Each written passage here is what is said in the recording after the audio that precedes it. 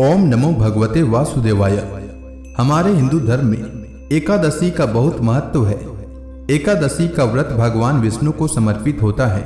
साल भर में 24 एकादशी पड़ती है। हर एकादशी का नाम और महत्व अलग होता है।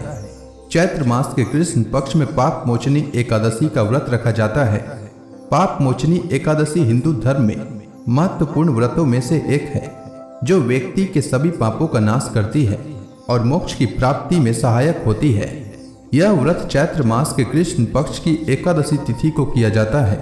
पाप मोचनी एकादशी का शाब्दिक अर्थ है पापों को मोचन करने वाली एकादशी। इस व्रत के पालन से व्यक्ति के सभी पाप नष्ट होते हैं और उसे पुण्य की प्राप्ति होती है।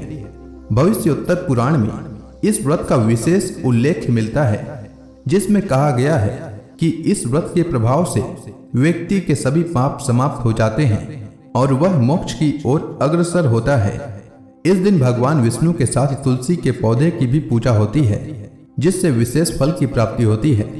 इस दिन गरीबों और जरूरतमंदों को अन्न, वस्त्र और दान दक्षिणा दें, जिससे पुण्य में वृद्धि होती है।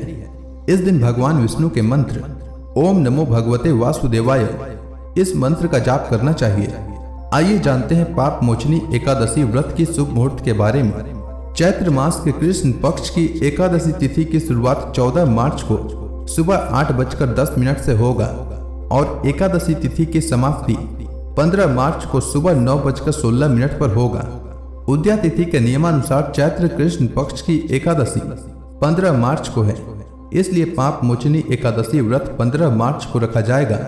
अब आइए जानते हैं पाप मोचनी एकादशी व्रत के पारण के समय के बारे में।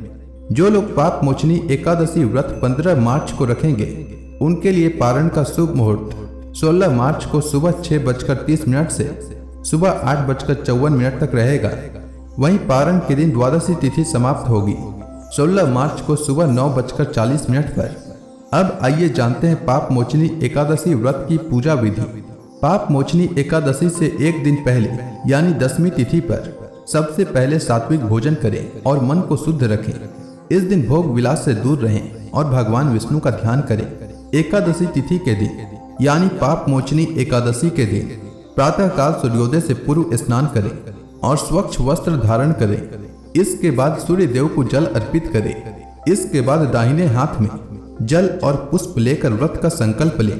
संकल्प करते समय भगवान विष्णु से कहें, हे जगत के पालनहार भगवान विष्णु, आज मैं एकादशी का व्रत रख रहा हूँ या रख रही हूँ। मेरा यह व्रत निर्विघ्न पूरा हो जाए, इसकी शक्ति प्रदान करने की कृपा करें।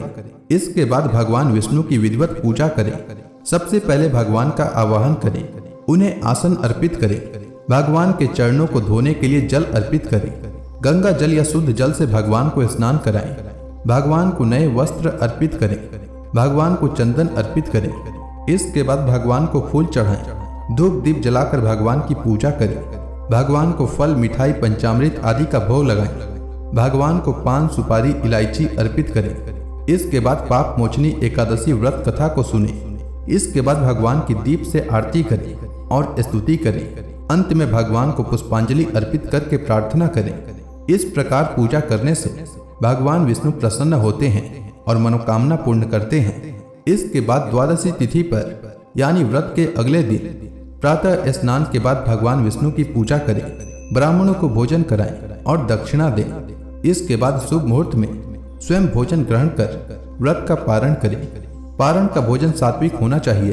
पारण के भोजन में प्याज, लहसुन का प्रयोग नहीं करना चाहिए। पारण के भोजन में चावल अवश्य शामिल करें। साथ ही पारण में आंवला खाने से अखंड सौभाग्य की प्राप्ति होती है। उम्मीद है आपको पाप मोचनी एकादशी व्रत से जुड़ी जानकारी अच्छी लगी होगी। अगर आपको यह वीडियो अच्छी लगी हो तो इस वीडियो को लाइक करें। साथ ही इसे अधिक से अधिक लोगों में शेयर करें। जो भी एकादशी व्रत रखते हो उनके साथ तो अवश्य शेयर करें। वीडियो को देखने और लाइक करने के लिए आपका धन्यवाद।